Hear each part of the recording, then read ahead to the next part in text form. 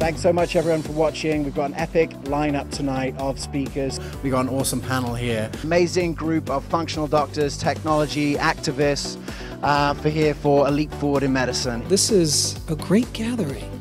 You know, our goal is to make it easy for practitioners to learn in community. There's a lot of community happening tonight. I want to say welcome to all of the communities that are watching at home.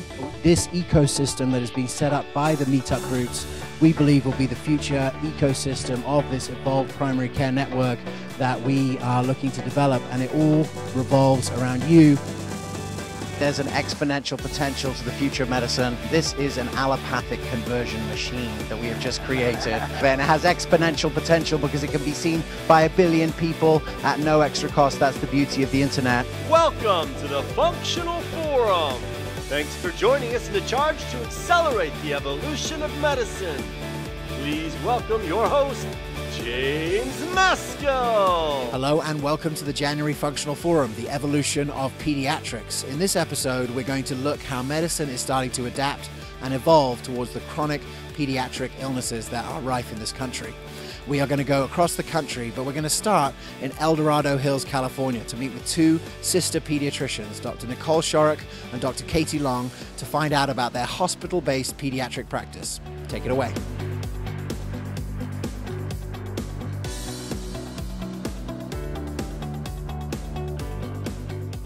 Tell us about the practice model that you run here, Doc. So I think we have an uncommon model for functional medicine, and I think about it when I transitioned from conventional to functional medicine as more of a remodel, maybe not so much new construction. I was really grounded and rooted in the hospital system that I worked with, and so we basically continued my previous contract with the hospital and just did a facelift and changed the clinic to provide functional care. So we are part of a multi-specialty group where we contract with the hospital, and we are salaried physicians. The benefit to that is that we take all insurances, including Medi-Cal. About 30% of our population has Medi-Cal. So we can reach a broader community irregardless of their financial means. And that's pretty important to us. As we work through the functional medicine, because a motivated family, you really want to be able to reach the full variety of that. And the downside, I think, to our current model is that we don't have full creative license. You know, we really have to work with the system that we're working with, and that means a lot of communication, a lot of education. What is functional medicine? We're still working on that answer with our administration, and it's evolving, working on why do we need a nutritionist? What is a health coach? Why do we need a health coach? But it's worked really well for us, and it's a continuing evolution. Are you ever like the second opinion pediatrician? And what are the types of issues that you feel like people want a second opinion on now? We are often the second, third, fourth, fifth opinion doctors. Yes, I see that a lot. And the way our practice is set up currently, I'm probably seeing more of the new patients just simply by the fact that Nikki was established for longer and, of course, was full until I came on. So we're working on that. But I would say that most of the families that are coming to us have children that have chronic issues, symptoms that have been present for months, but more often years. And you can kind of separate them into two categories where you'll see the child was either already went down the conventional path and was labeled to have a certain disease diagnosis, and then oftentimes after disease diagnosis comes a recommended pharmaceutical treatment. ADHD would be a prime example of that, where we have a lot of children being diagnosed with ADHD and recommended stimulants. And a lot of the parents that we are attracting to our clinic realize that the stimulants aren't addressing the underlying causes of the symptoms. And so they either don't want to try them, or they have tried them and there were adverse effects that they weren't comfortable with continuing on a long-term basis. So that's one category. The other category that I see are children that have been down that conventional path as well, maybe seen multiple specialists, had a variety of procedures, and get labeled as not having a disease. And I think gastrointestinal disorders are probably a good example of that. Kids that have had long-term recurrent abdominal pain or chronic diarrhea, and they'll see GI, they'll get endoscopies, even biopsies, and be told well, it's not ulcerative colitis, it's not Crohn's disease, it's not celiac disease. And the families leave with this stamp of a clean bill of health. You know, there are no changes you need to make is an often one that they're told. And they have this overwhelming feeling of, well, then what is it? Why does my child not feel well? And I think we do a great job at being able to help the family pick up from that point and turn that into a positive event. We're very happy to know that there isn't Crohn's disease or ulcerative colitis or celiac disease present. Here are the other things that may be contributing to these symptoms. Let's start working with addressing those. Those are probably the two main categories that we're seeing. And so that list of chronic diseases, all of the A's that Dr. Shorrock mentioned, autism, asthma, ADHD, atopy, allergy and atopy, autoimmunity is huge, PANDAS. We're seeing a lot of patients with pediatric autoimmune neuropsychiatric disease associated with strep. I'm really proud of myself I was able to do that. And you know, we're kind of forging the road with regards to that one. But what do you think it says about the way that you're practicing that there's just such a demand for it today? Yeah, it's pretty incredible. You know, it's what the community wants. And we couldn't possibly keep up with it. You know, it's overwhelming. Tell me about the interaction with other pediatricians. Like, have other pediatricians evolved to some of the, or have they connected to any of these ideas, or how does your interaction with them changed over the last 10 years? That's a tricky question for us. You know, it's because the response has been, you know, my experience with functional medicine was just so incredibly powerful, watching my patients heal and recover in ways that I didn't really believe was possible. And I felt like practicing functional medicine, I was healing my patients for the first time. And so when you bring that to your colleagues, you expect kind of like excitement and, you know, wide open arms. And honestly, that really wasn't the response with some of the more seasoned pediatricians. I think even, I would say, defensive and sometimes aggressive were more of the responses that we've encountered. And it has been difficult. It's forced me to really think about why I went into medicine in the first place. Like, I didn't go into medicine to win a popularity contest or to be everybody's friend. I went into medicine to be in service of my patients' well-being. And the experience of evolving from conventional to functional medicine has really forced me to hold that sacred. I think on the converse of that also, because we've both had that experience and kind of coming into functional medicine more recently, I would say that some of the younger pediatricians, residents, we've worked with medical students who are just in awe of what we're doing and have, you know, said that it's changing their path and what they plan to do. And so I think, you know, when you catch people early or, you know, in a moment where they're more open and looking for something different and realizing that there are some areas that the system needs improvement and that people need to be, our plans for making them well just really need to change, and that functional approach is really beneficial for that. But I was able to do a grand rounds at our local teaching hospital, and even in an academic setting, we were both amazed at how well it was received. You know, offers at the end, please come start teaching our Friday didactics. Can you do a functional medicine series? People should know about this. Yes, and we've started a functional medicine CME series at our own local hospital. So we are the only functional physicians in our current hospital setting as part of our medical staff. And it's been received really well. The attendance is actually higher than any other CME program. So there's definitely a shift that is happening. Do you think it's just really it's a generational thing where the younger doctors and medical students are seeing the new, that just are seeing the diseases that are walking in and want more relevant tools? I do think that it appears that way on the outside, and trying to understand why the more seasoned physicians aren't really diving in is a difficult answer. I think it varies depending on the person, but I think sometimes it can be overwhelming because it really is a shift in thinking about the body and how the body works. Yeah. And sometimes I think that can be difficult for the doctor to take on, especially when they feel like they need to see 20 or 30 patients a day and they've got to keep running, on this treadmill to keep up. How can I possibly master functional medicine and actually provide that service? I think sometimes that's a roadblock. Yeah. So let's jump into the clinical stuff now. What would you say are some of the diseases in which you treat exactly the same way that you do from your pediatric training for either of you both? Yeah, so we will rely on our conventional pediatric training mostly in the setting of acute illnesses, I would say. We're appreciative of that for being able to recognize when children are in a crisis situation and need more acute care. Yeah, we'll use albuterol if they're having an asthma attack, or IV fluids if they're dehydrated, and we really have a good sense on when those are necessary and when this is just kind of needs to run its course. And so what would you say is the kind of conditions where you take a completely different approach than other pediatricians? So my functional training has really revolutionized my approach to any chronic illness, really.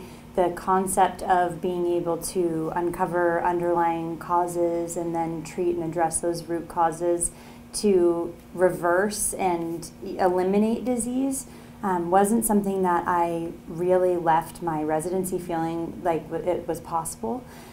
So that's, I think, where most of the change is seen is with chronic illness. Yeah, and I think I've been practicing pediatrics for 17 years, and in the last 17 years there's been a huge shift in the patient population. We're seeing much more chronic disease, obesity, asthma, allergies, autism, mood disorders, ADHD, tons of intestinal disorders, and this was not something that was part of my training back in the long time ago. So it's new, and we have to evolve with that, right? And the functional scaffolding really helps us to have a mechanism to teach us on how to address that and how to work through it. Absolutely. Katie, for you, how much easier has it been compared to your colleagues to be able to go down this path with the agreement of your sister and being able to work with her every day and learn from her? So I am beyond fortunate to be able to have such a close role model in, of course, my functional journey. And not only my sister, but Dr. Burke and Dr. Holthouse and Dr. Barley, who we're very close to in this area, also have from the beginning just met me with open arms. And I think having that sense of community and having people to look up to and know their experience, that they've done it, they help to make my path a little less bumpy. All of the things that you have to navigate, and it was very overwhelming, leaving residency to do something that I had very little training on during my residency other than an elective month that I did with Nikki. And in fact, I thought I was going to do pediatric ICU or pediatric emergency medicine. And so making that shift towards primary care really happened after experiencing that with her for a month and realizing that my training, I felt that the way that you really heal and fix people was in those acute settings, those crisis situations. You come in with a trauma and we put you back together, and that felt very rewarding to me. And with shadowing in a functional medicine practice, I realized there's children coming in with autism and getting put back together. And that's really rewarding when you see something that would be affecting them for the remainder of their life. And you're able to turn it around not only for that child, but for that family. That is basically when I was stolen into the field of functional medicine. Stole her. Have you had other people have that same experience working with you? Like where people medical students, yes, we've been working with medical students, and they often leave hungry for more. And at this point, there really isn't more, in our area for them. So we'll see how that evolves. But definitely I think it resonates, when you learn something that you know is true and it just makes sense. Yeah. There's a strong resonance with that, and they know it. They know it. They also get, when they're here for a longer period of time, we teach residents for about a 4-month period of time. So they see the follow-up, they see the changes, they see these recoveries that they didn't know were even possible.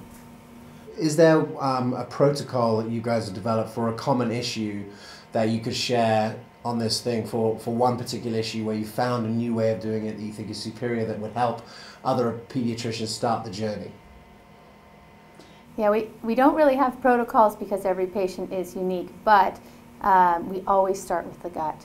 And so I would say that if there was a protocol that we have, most chronic inflammatory conditions involve the intestines at some level. And so we rely on our 5R teaching through functional medicine.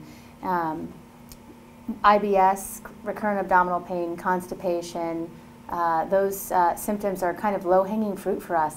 It's like, yes, we've got this, you know. And we'll do simple assessments. It doesn't need to break the bank. Sometimes, depending on where the family is, if they're just ready to run, we will just run with it. We don't really even need to collect objective data. Sometimes we need to show the family what's happening with the blood test or stool test before we really kind of dive into the treatment. But I know you could speak about some of the things that we do for something like that. Yeah, protocol-wise, I agree with you that there isn't so much a protocol with personalized medicine, of course, but along the line of 5R, there's a lot of kids with underlying food sensitivities that haven't been addressed. So starting with a great elimination diet, helping the family to really turn their nutrition over. Our dietitian is great with that. Teaching them to have a healthy relationship with food is something that our dietitian really does a great job with. You know, we'll tell people we need to eliminate this or be more careful with that. And sometimes if you focus on that too much, you can create some fearful thinking around food. And I think our dietitian does a great job with meeting families where they're at and teaching them how to really use nutrition to nourish their children. Along those lines of a protocol to healing, something that we focus on a lot is strengthening the parasympathetic nervous system, getting out of fight or flight and into that rest and digest. We explain those concepts to the children, and children are very receptive when they understand why they're doing breathing exercises, or that this heart math app might be actually helping to keep their intestines moving, so that their constipation isn't as problematic or something like that. I think it's also really helpful to show them like on their own bodies. Like, here's an example of what's happening in your body. Let's look at your tongue. Mom, take a picture of the tongue. Do you see that coating on the tongue? That's not optimal. Or what about the nails? What are all those white spots? You know, that tells us that we don't have enough minerals and we're not absorbing our minerals well, or we don't have enough of them in the diet. Vagus nerve tone, you know, the simple tongue depressor to see what the gag reflex is. That's powerful, because if a child has a weakened gag reflex, we know that their vagus tone is low. We know that their digestion is going to be weak. We know that their parasympathetic system is weak.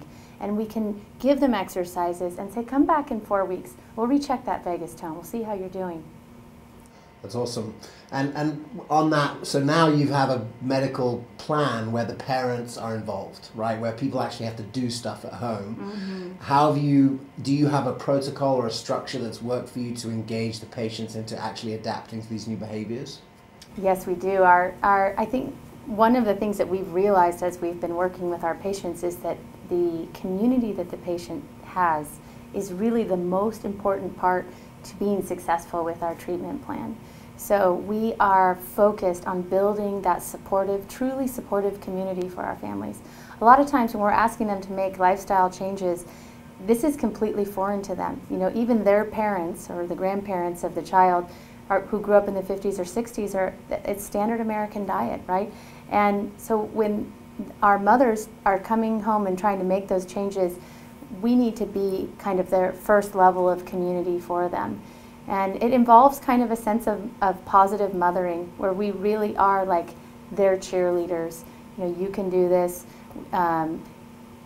Especially when it involves kids, I think it's a very heated topic, because as a mother, for your child, they are literally, it's your heart's most desire to do good by your children. And so and I think sometimes that translates into being perfect, but doing good does not necessarily mean being perfect. And our families, when they have shame or guilt that pop up during this process, it can really limit our success. So we really focus on, you know, we can do this. one step at a time, we're moving forward in the right direction, and then provide them with resources to help them really be successful, because relying on their home environment or their family or their friends is not really an option right now, because this is kind of a frontier. You know, we're blazing a trail here. Yeah, it could be quite isolating to start a whole new thing. Have you found ways to engage the patients into a peer-to-peer kind of connections? Engagement is your specialty. So with peer-to-peer interactions, one of the things that we built for the clinic was a social media group that is limited to just our patients in the practice and the providers and our dietitian. And that has been a great way to connect moms. The goal of that group is outlined on the first page when you sign up, knowing that it's not for medical advice, it's to create a positive environment, to connect with other families. We see things everywhere from recipes being shared to people saying, I'm going to order such and such vitamin from this company, who wants to share the shipping costs? And our mothers are coming together, they're meeting outside of the office when they find that they have children that have certain needs that are similar. And that has been a very great tool for building that sense of community. And I think along that line of the sense of community being very important for people being successful in change, one of the things that we try to focus on too is role modeling for our families with ourselves and our staff, making sure that, you know, we're talking about lifestyle medicine here. We're not only talking the talk, but we're walking the walk. We're feeding our families the same way. We're letting them kind of opening their eyes too. We're telling them we've been there. We've been on standard American diets too and made that transition, and it wasn't easy, and here are the ways that it was easier for us as we moved along. So meeting people where they're at, coming from a place of not being judgmental, creating a safe environment for change, and really focusing on how that sense of community and connection is going to be the most powerful driving force to success, I think, is how we are able to really see change in our population. Yeah, and getting the patients engaged and the mom and the dad engaged is really about kind of showing them what's happening inside the child's body sometimes, and that's where we really become teachers. Like, because sometimes they'll come to us, you know, we don't have any concerns, we don't know what's going on, but their child is having a bowel movement once a week. And we go, oh, well, this is not optimal, and let's look into that, and let's see. And so sometimes it's more about let me show you what's happening in the child's body and where we can go from here. I know in the pre-functional forum years, you guys had a meetup here with Dr. Burke and Dr. Holhouse for a long time. What do you feel like that connection played any role in you guys sort of forging ahead? And do you feel like what value did that connection provide in helping you step ahead of the rest of the program? You know, that was huge for me because I was very close to my previous practicing pediatricians, and so when I evolved into functional medicine, they didn't want that, and I felt very isolated. I felt very alone, and having other doctors in the community that were like-minded, I realized, no, it's not me. I'm not crazy. I have a tribe of people that see what I'm seeing, this chronic illness, and that we need to get to the root cause. And it was such an incredible, I mean, literally uplifted me every time we got together. And I would feel that way even going to the IFM conferences and coming back like, yes, I have a people, I have a community that I'm part of, and I can do this. How useful is the functional medicine operating system to kind of organize your thoughts in this? Yeah. I think it's very useful. Starting with the timeline, just thinking about a patient's history from preconception to the present can be very beneficial, showing the family where those forks in the road occurred to help point out the underlying causes and the ATMs or antecedents, triggers, and mediators for their symptoms. And the matrix also, it's a common language that we can all use as functional medicine providers, which makes it very helpful. I think over time, initially, as in teaching tools, especially when I'm working with students and residents, I have them fill out the timeline, I have them fill out the matrix. It's a more concrete way to get those functional medicine thought processes and wheels turning. when you're more familiar with it, that way of thinking becomes ingrained. And so I'll notice if we're consulting each other with a patient, I might have the matrix filled out and there's an area that's lacking, and I'll have Dr. Shorrock's brain going, what about assimilation, right? And so initially I think they're very beneficial, and as a teaching tool especially, I have really used it a lot. Mm-hmm. I do think too that the more complicated the patients get, which does naturally happen when you start practicing this medicine, it's really important to have organizational tools and things that you can lean on. We all have that experience where we get the patient, download before the appointment, and we go, oh my gosh, can I do this? Whoa. And just going back to those real core basics is powerful. How have you found, inside the model, how have you found the wiggle room to be able to spend the time that you need to explain some of these different concepts? We bill based on time. And so time with us is kind of productive time for us. And that's an important piece when you're taking insurance and working with the model that we're working with. What's the average length of an appointment, and how do you know ahead of time how long an appointment's going to be, and then how do you organize the waiting room to not go really long the whole time? Yeah, it's definitely been a work in progress, converting from a conventional schedule template to a functional medicine template. And the hospital and the administration have been very open to this, because when you bill for time, it just kind of all works out. But for a new patient, we usually need about two hours, and especially if they're really complicated. I mean, most of the patients that we're getting at this point are referral based. They've been to many different doctors. They've got multiple complex conditions, and so that does take time. And lab follow-ups and things where there's kind of a lot to go over and really start the movement happening, we would take about an hour. Does the hospital system has the hospital system got to a point where they recognize that you're good at chronic disease and they send people in your direction? I would say yes, at a community level, definitely. We are getting referrals from family doctors who are conventional trained in some of their more complex chronic disease patients. So, holistic pediatrics dealing with chronic disease in California might not be a surprise to you, but what probably is a surprise is that the demand and supply of this type of care is blowing up all across the country. So we came to Charlotte, North Carolina to come and visit with Dr. Sheila Kilban to look at a different type of practice. This is not in a hospital setting, this is a private practice. She's not the primary pediatrician dealing with a lot of chronic pediatric illness. It's a low overhead environment. They also run the Charlotte Functional Forum. Let's go in, take a look.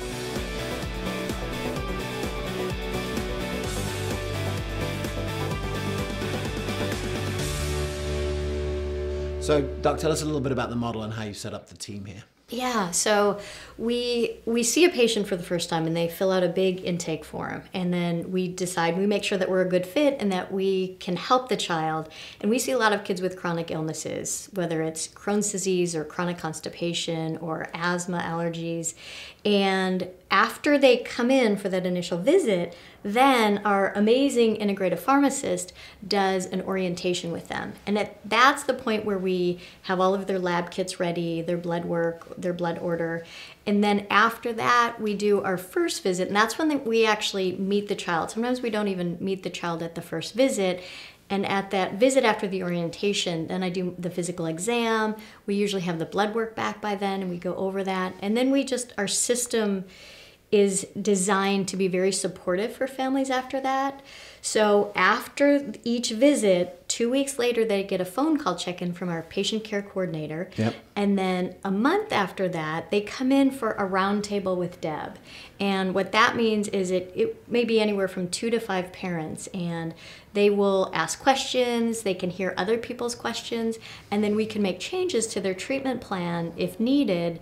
And then Angel is here if we need to document anything. But we feel like there's a huge power in hearing other people's questions, because sometimes we just don't know what we don't know. And it's also really great to know that there's another family going through something similar that you're going through. So it's a lot of our practice is around a supportive community. A couple of other kind of unique things that we do is we have a mastermind once a month for parents. So some of those we do over video and we record those, but they're live so that the parents can get on and ask questions. Yeah. And then we record those and put those on a website, and they can go back and watch them at any time. And then we also do an open office hours call where Deb or I are on a conference call, and just our families can call in and ask any questions. So we'll not only answer questions about the kids, but if brother has an issue, if parents have an issue, and we help a lot of families also navigate the world of functional and integrative medicine, because once they experience it with their kids, they all want to go to see a functional person for themselves. And so we have a list on our website. We do whatever we can to help our families understand how to get this care for everyone. Amazing. And, I know back at Journey to 100, you gave an amazing talk just about the gut and microbes and how that affects children's health. And obviously that's a huge thing for adults too. How do you deal with the sort of the pediatric desire, or the desire that's in most pediatricians' world, to just get antibiotics for everything? Yeah. So it's when I was first out of residency years ago, you quickly realize that it's the same kids in the office every month. So the same ones get the recurrent ear infections, recurrent sinus infections, chronic constipation, asthma. And when we're doing antibiotics every month, once you understand gut health, you understand that we need that good healthy bacteria. 70% of our immune system happens in our gut. So if we're doing all of these antibiotics, we're killing off a big part of our immune system. And when we need antibiotics, I love that we have that ability. Yeah. However, we want to make sure that we're supporting the child's system doing a probiotic. And the research for probiotics and antibiotics goes back to the 70s. So a lot of what we do in functional and integrative medicine isn't new. It's really taking this large body of research that has been available and it's bringing it to the forefront. And I'm not really sure why it has taken us so long. Naturopathic doctors, I think, have been practicing this way for years. And it's kind of coming to us. And I think because enough physicians have gotten frustrated. And I was miserable right out of practice because I didn't feel like I was really getting to the root of these kids' issues. So many kids come to us, and they may be in daycare or right when they start school, and they're getting these recurrent illnesses. And it's this mindset that if a child is in daycare, they're going to be on a lot of antibiotics. And that just has not been my experience. When we take them in and we look at their gut and we re-inoculate it with the good healthy bacteria, we remove a lot of the processed foods and the sugars that they're eating, sometimes dairy, sometimes gluten, just whatever foods that their body is reacting to and getting inflamed from. When you take those out and you get their gut healthy, it's like magic. And you want every parent to understand this so that we know you only use an antibiotic when you absolutely need it, but when you fortify the immune system in the gut, antibiotics far often take a back seat and we don't need them. Deb, I know you were a pharmacist for a long time in a traditional setting. What's it like working in a clinic now where drugs is not the first line of defense? It's extremely satisfying to know that we are actually getting to the root of the issues. What I had such a discomfort in seeing people come in time after time getting acid suppressants, and then it would lead to malabsorption of their proteins, and so the next thing would be an antidepressant or an anti-anxiety. And so I saw firsthand how it would snowball. And after having my kids premature, I saw triplets. Can't leave that part out. Triplets in 2004. I just saw how delicate the human body is, but how resilient it was in its ability to rebalance. If we just learn how to take some of these burdens off, and it rebalances on its own. Absolutely. One of the things you mentioned earlier was how you sort of have a one at a time process of things that you introduce with kids. Can you just talk about why you came to that and how you implement it with parents and kids? Absolutely. So the way that we practice, and Deb has been extraordinary at doing research on the supplements we use, and the kids that we see are so sensitive, and I treat a supplement just like a medication, and we do them one at a time for 5 to 7 days at a time, so that we know if they have a good reaction or a bad reaction, we know what it was to. Yeah. And we do everything sequentially. And with the kids, sometimes we have to slow down, or we have to back off on something, but it gives us that ability to just be doing one thing at a time.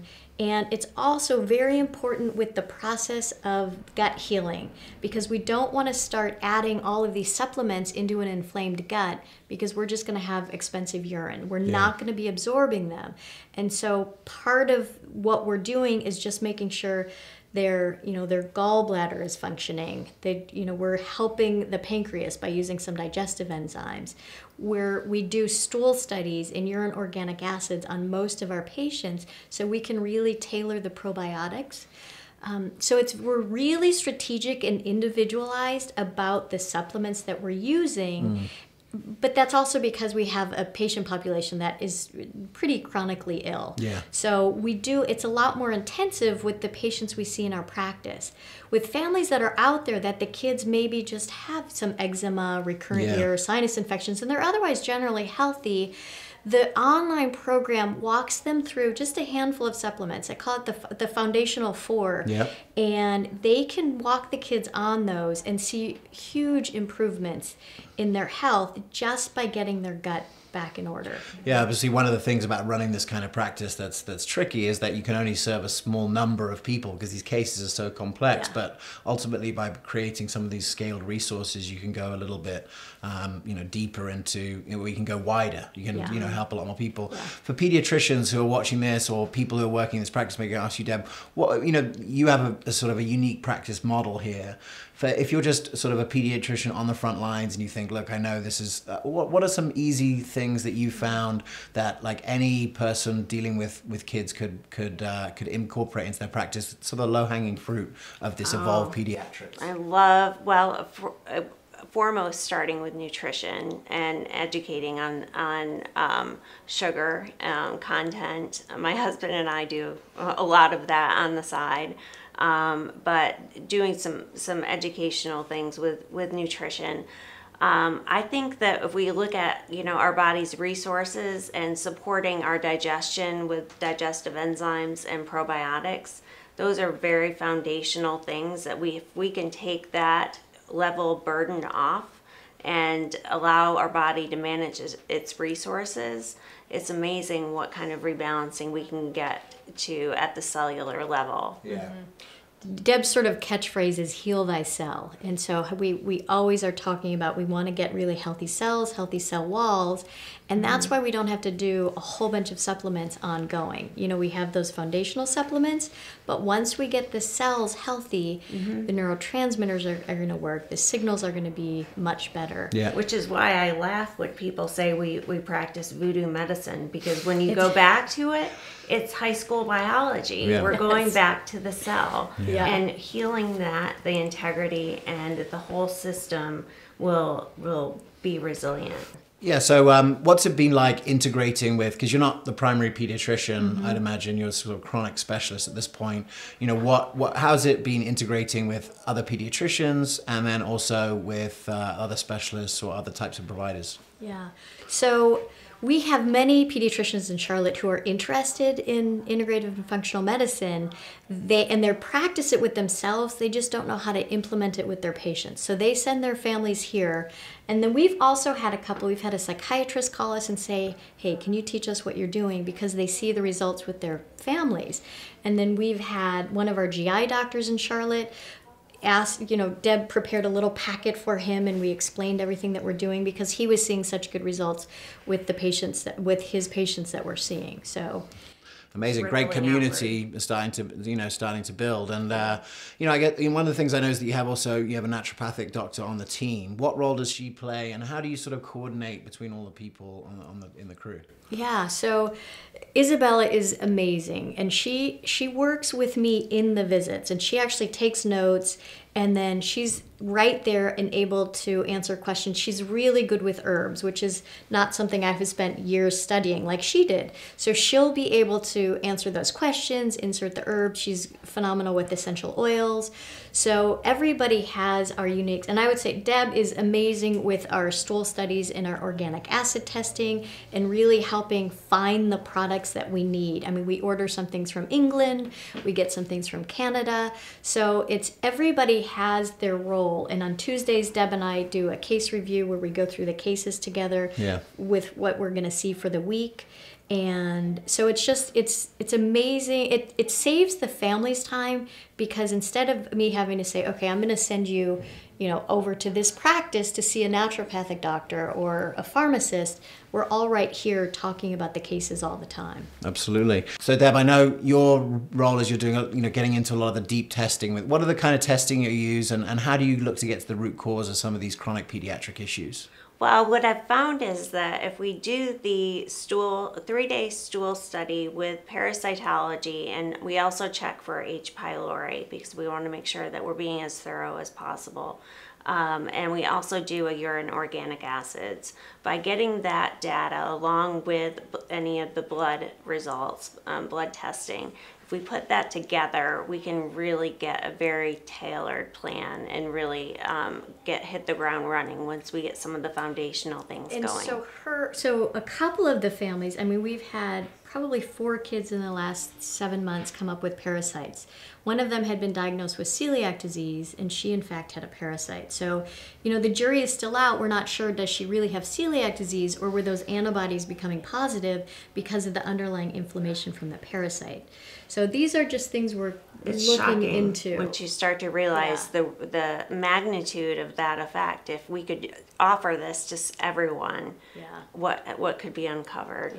What's it like having someone else in the practice that you can sort of like collaborate over cases with, think through? It's amazing. And I had this moment over the weekend. I did kind of this crazy thing where we sat in an ice bath, and I came out of the ice bath, and when you do things like that, it's you kind of evaluate your life. And I really had this sense of, I know professionally I'm doing exactly what I'm supposed to be doing. And I feel like it's such a satisfying thing. And to have Deb to say, hey, what do you think of this?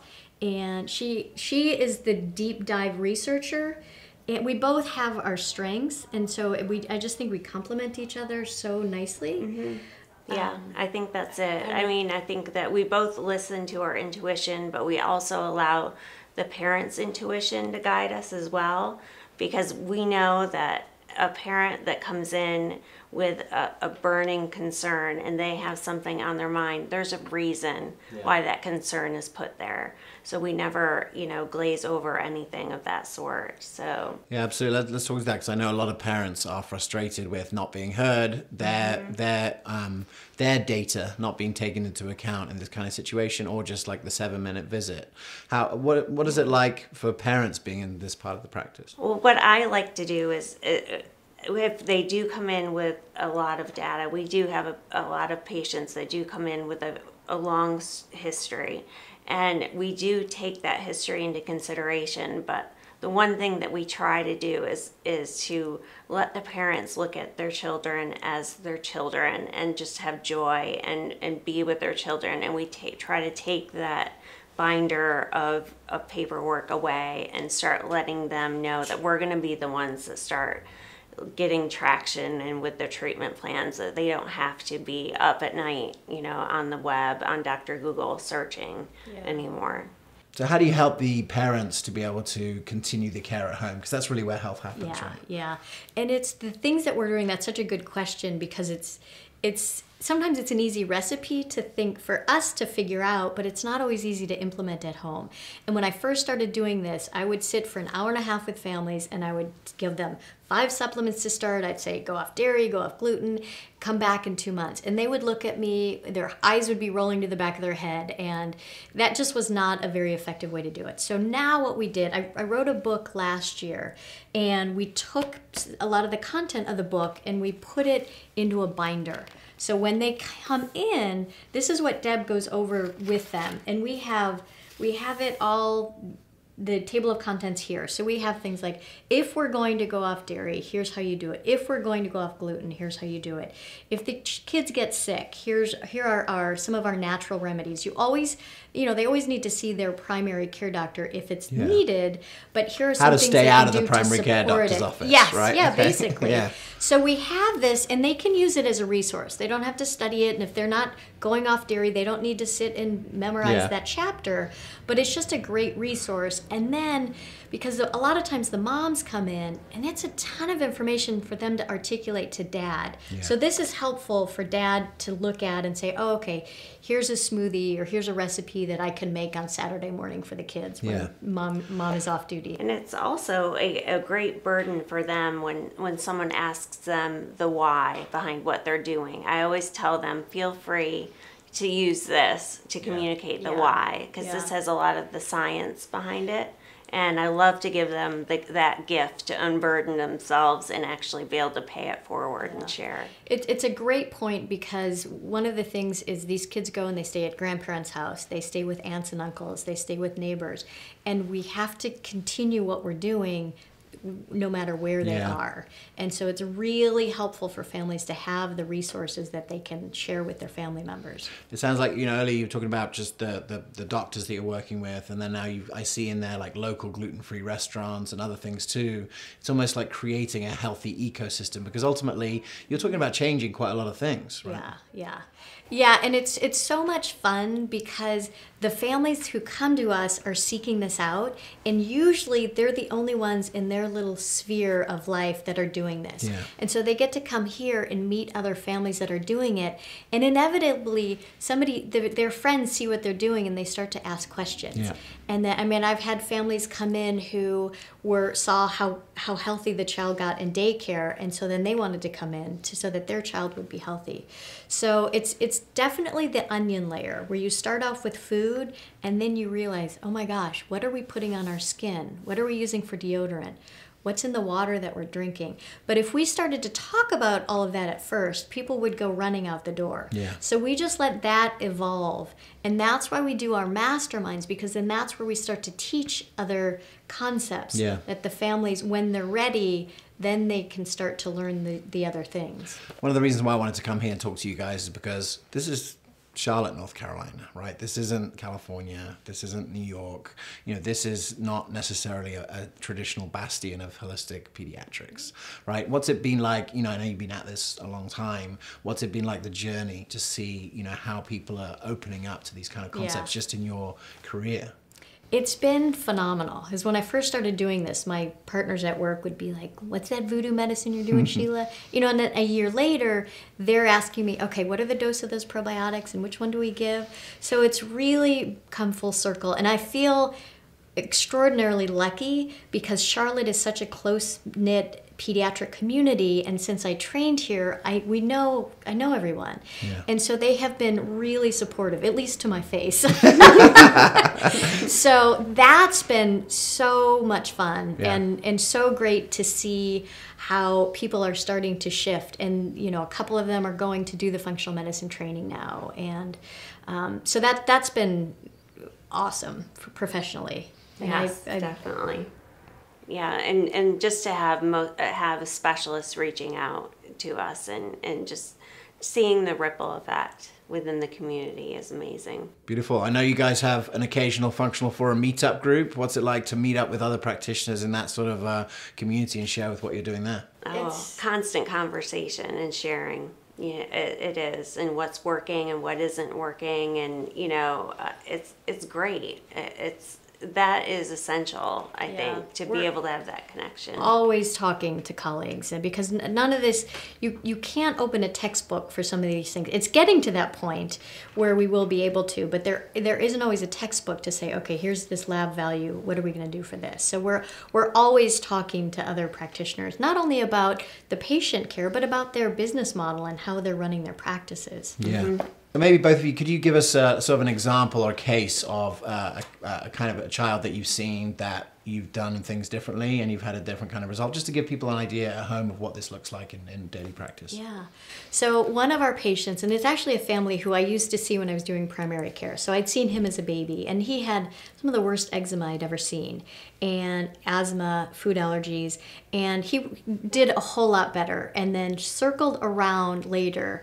You know, he's 7 or 8 now, and they came in because he wasn't sleeping. And so we now did the stool and the organic acid testing on him, and he actually had a parasite. So when we started treating his parasite, 2 months later, his reading jumped 2 levels, and he had an anaphylactic issue with dairy and peanuts, and he was able to eat a piece of pizza and not have his throat swell up.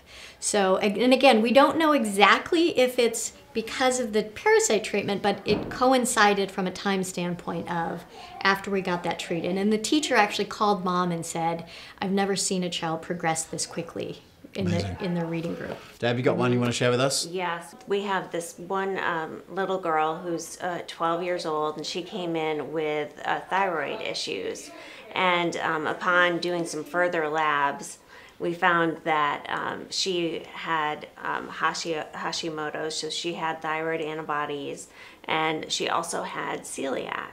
So we had to walk through removing gluten, and we've done a lot of things to make sure that her body is actually absorbing her nutrients. And she's now able to go down on her thyroid medicine, and so we're seeing those antibodies drop successfully with all the work that we've been doing. So she doesn't have to identify with that diagnosis code. I think they should all be written in pencil.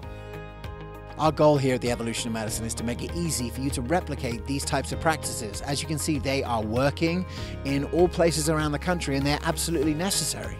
And so if you're excited about building the practice of the future, we have a number of resources for you at the Evolution of Medicine. And one of the resources that we've worked with for a couple of years is Andrea Nakayama. It used to be Holistic Nutrition Lab, now the Functional Nutrition Alliance.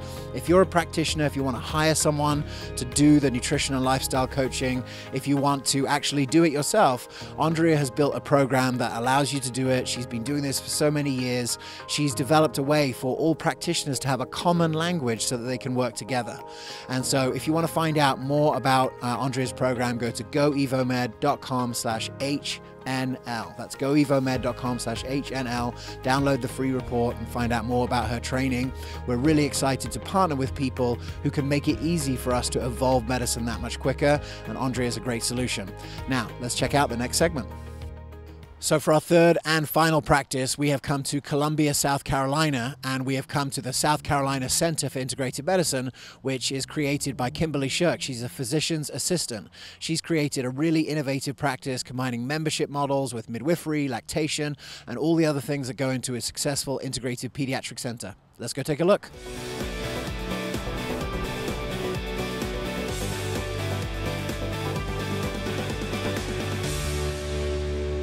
Right, we are here with the owner of the clinic, Kim Shirk. Kim and I have been friends actually for probably about 8 years. In that time, 4, almost 5 kids, 2 medical centers. Mm-hmm.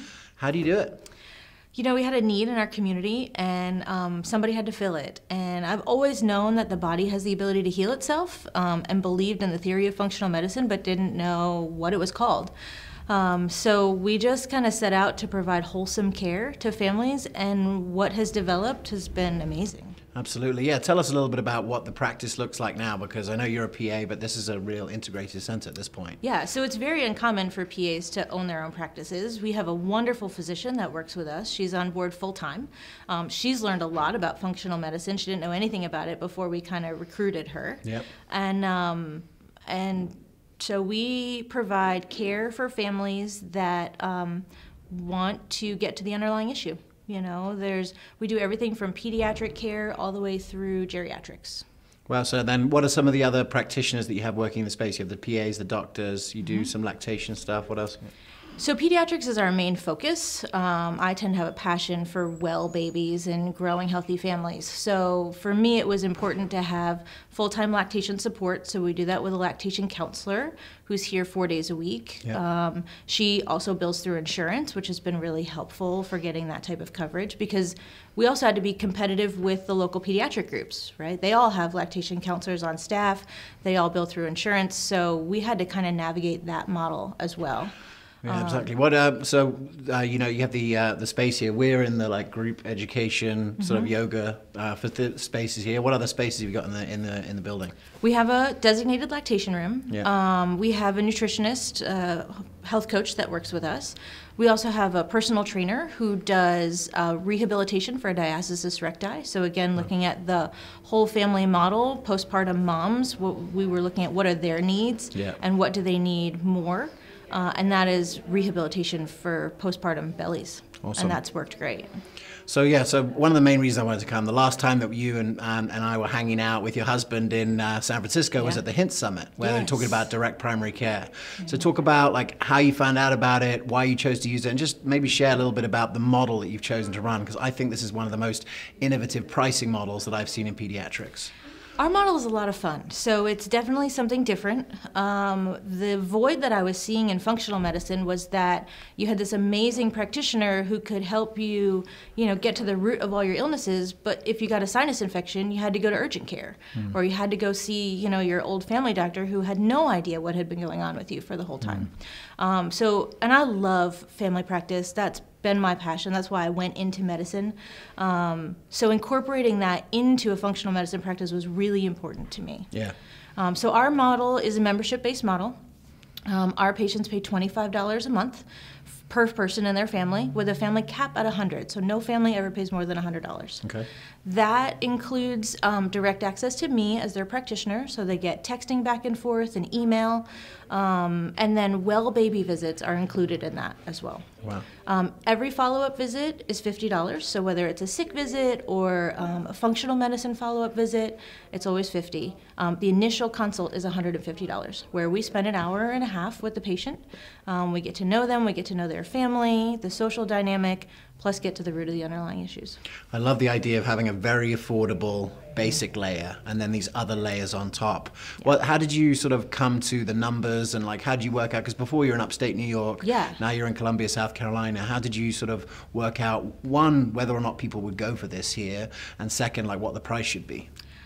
Honestly, Facebook has been my driving force for all of this. So when I first decided that this was a model, in theory, that could work, I started a Facebook group for local moms in this area to see if they would be interested, if they would even be willing to pay out of pocket, if it meant that their pediatrician was on call for them 24/7, not calling and getting a nurse, not calling and getting someone who's never seen your child before, but they get me directly. And there was a huge demand. Yeah. And I actually was really surprised. I thought some people would get it and other people wouldn't, but people jumped like crazy. Absolutely. So it's been wonderful. Yeah, Facebook is awesome. So you said it's the Holistic Mums group, and that's accessible to anyone wherever you are. There's chapters all over the country, all over the world, I think, right? Yep, exactly. So also you've been such a great member of our, Practice Accelerator and the membership Practice Builder. It's been really amazing to have your input into it. And as other people are starting to see it, our vision for the Accelerator was really to make it easy for each next doctor, next practitioner to do it. Facebook and some of that marketing. I mean, what are some of the things that you've sort of taken away as you've, built this practice? And what are the things that other practitioners could learn from building this center, from things you've done so far? I think, I think if anybody can do it, if I can do it, anybody can do it, because I've, had 4 babies since we started the practices, and we're working on number 5. So there's a lot of time constraints. I only have so much time. But it's important to take it just one step at a time. It's important to have a big picture, but know what your short-term goals are and just work on achieving something small. Again, if you told me 5 years ago that I would be in this multidisciplinary health center with other practitioners and other physicians and PAs working with me, I would have never believed you. And as the need grew, we just filled it. Yeah, and your vision gets bigger Yeah. as you're actually competently executing the different phases in the plan. Exactly. You know, it must be fun to be able to work with your husband, and he's Yeah. like sort of working behind the scenes. What would you recommend for other practitioners who are sort of like, you know, maybe scared to take that first step towards where they need to go? I think it's really important to know what your own limitations are. I knew for me that my strongest suit was in the clinical aspect. And so when we started to grow beyond me being able to do 5 hours of administrative work every week, then I knew that I needed somebody else who believed in our vision, who understood but wasn't necessarily medically trained, who could support my ideas and kind of execute my plans. Yeah. So. Well, look, it's been amazing to go on this journey with you and see the whole thing happen. If you want to be part of the most interesting and innovative group online, come and check out the Practice Accelerator. You can find out more information on the details below. But Kim, congratulations. Like, I really feel like this is something that, you know, any practitioner who's out there can build a practice and can employ a physician, right? You know, Absolutely. we don't have to wait for the pediatricians to get it. Right. If you build it, they will come. And this is happening in South Carolina, and it can happen wherever you are too. Thanks so much for having us a part of the practice, and good luck with the future. Who knows where it's going to go? So if you've been following the news, what is not a surprise is there has been an absolute explosion in chronic pediatric illness.